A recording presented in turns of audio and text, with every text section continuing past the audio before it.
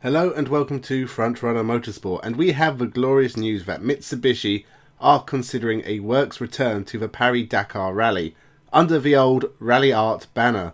It's nice to see a classic and successful car manufacturer return to motorsport, and a good shot in the arm for off-road racing with another big name joining Audi, making for a hugely competitive field going forward. Remember to subscribe and let's begin.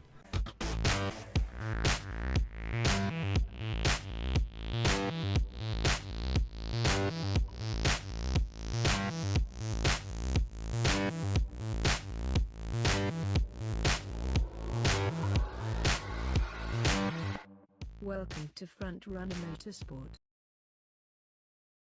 This is the kind of news that makes me want to dig out my PS1 and play some Colin McRae Rally.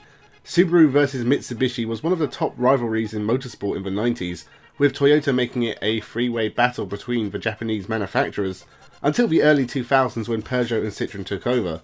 The 555 Subaru and the Ralliart Mitsubishi are two of the most recognisable rally cars ever, but Ralliart actually came into existence a lot earlier. Mitsubishi themselves had taken a couple of wins in the mid-70s, with Kenyan Joginder Singh taking the 1974 and 1976 Safari rallies in Lancers. Ralliart came into existence in 1983 when Mitsubishi asked Scottish rally driver Andrew Cohen to form a European base for their motorsport operations.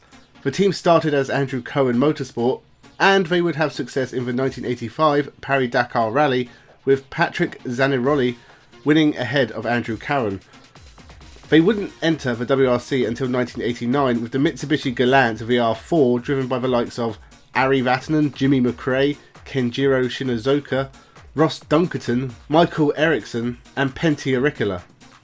It was those last two that took Ralliart's first wins in the WRC, with Michael Eriksson taking the win in Finland and Pentti Arikala taking his only WRC win in Great Britain in the last rally of 1989. They finished their first WRC season fourth in the Manufacturers' Championship. The Galant was used for the next few years, with a couple of third places in the Constructors and wins for Patrick Torsiak, Kenneth Eriksson and long-time Mitsubishi employee Kenjiro Shinozuka, who also won the 1997 Paris-Dakar for the brand. Then came the Lancer, which, along with the Impreza, was every boy racer's fantasy car and adorned many a bedroom wall in the 1990s. I always preferred the Subaru personally. Colin McRae had his name on the games, and besides, he usually crashed more or was at least absolutely guaranteed to be thrilling to watch. But it was the Mitsubishi of Tommi Mäkinen that took 4 titles. He beat McRae, Carlos Sainz, Juha Kankkunen and Richard Burns, along with a whole host of very talented rally drivers.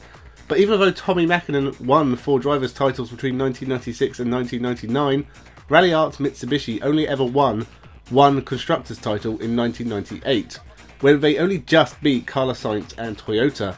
In 2001, Tommi Mäkinen finished third in the standings and left Mitsubishi for Subaru. His win in Kenya was the last for Mitsubishi in the WRC, meaning it has been nearly 20 years. From 2002, Mitsubishi never really got their mojo back. Francois Delacour was the main man in 2002 but scored no points. In fact, Mitsubishi scored just 2 points all year thanks to Alistair McRae, and finished last in the constructors behind the likes of Hyundai and Skoda. After only entering a few events in 2003, the team returned in 2004 with experienced Frenchman Gilles Panizzi, who is one of the most underrated drivers in rally history. He never really got a full-time drive, despite winning 7 rallies. The tarmac expert spent his only time as a team number 1 at Mitsubishi. It was fruitless for Panizzi, who only got 1 podium for the team, as did experienced Finn Harry Rovanperä, who was the last full-time driver for the team, as well as the last one to finish in the top 10 in the championship standings. The team fizzled out over 2006 and 2007. Daniel Carlson took the last Mitsubishi podium in 2006, whilst good drivers such as Juho Hänninen, Tony Gardemeister and Xavier Pons took the Lancer out for the last time, with the final official drive being given to Estonian Urmo Ava, who took 8th place in New Zealand. The name Ralliart existed with regional license holders all over the world, and Mitsubishi's own aftermarket and performance parts were still sold with the Ralliart name attached. The Ralliart team had also won 12 Paris-Dakar rallies. They are still currently the record holder for most manufacturer wins in the annual off-road event, with wins for Hubert Auriol, Bruno Sabi, Jean-Pierre Fontenay, Jutta Kleinschmidt, Hiroshi Masuka, Luc Alphand, and the greatest Dakarist of all time, Stefan Peter Hansel. But by 2010 the Ralliart name disappeared, with Mitsubishi no longer able to fund it due to the Great Recession, and Ralliart was buried in the history books forevermore.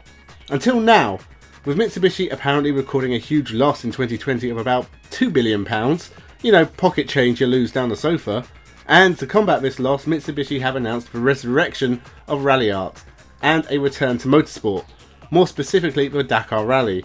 The Outlander SUV is a perfect vehicle for the event, especially as it is a hybrid, but I just went through their long and proud history in the World Rally Championship, so is a return likely? Can Mitsubishi rise again? At the moment it's unlikely. For one, they're not selling Mitsubishis in a lot of European markets, focusing mainly on Asia and Australia, so whilst the Dakar Rally, which takes place in Saudi Arabia these days, obviously, is a good advert for how tough and economic their SUVs are, WRC, which takes place mostly in Europe where Mitsubishis are not sold, means it's unlikely that they'd enter the series at this time. Also, they don't really have a suitable car for WRC. The Mirage fits the bill, but WRC is going to be a hybrid series soon, and the Mirage is not a hybrid right now.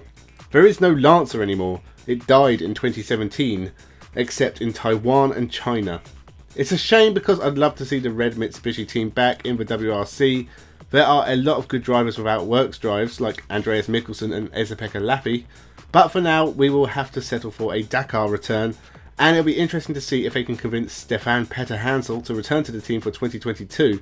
I'm glad Ralliart exists again, it's a classic name that I like to see exist, but with Subaru also not in the WRC, it really feels like a classic age of rallying has died. Except it hasn't, because Subaru might be making a comeback. Petter Solberg has been rumoured for a while to be working with a manufacturer to enter a WRC team, and the rumour is that team is Subaru. Can you imagine a Subaru team led by former champion Petter Solberg, probably with his son Oliver racing for them? That is something worth racing for, which we are going to have to do because they're not going to be ready until at least 2023. It's something to look forward to anyway. Shame there'll be no 555 sponsorship. Anyway, thank you for watching. Remember to subscribe. We are hurtling towards 400 quicker than McRae hurtle towards trees. Like and share the video. Thanks again and have a good one.